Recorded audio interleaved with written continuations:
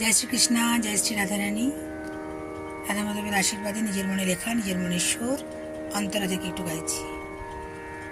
কত অসম্ভব কাজ করেছিলেন তিনি যেন আলোকে, কত অসম্ভব কাজ করেছিলেন তিনি যেন আলোকে।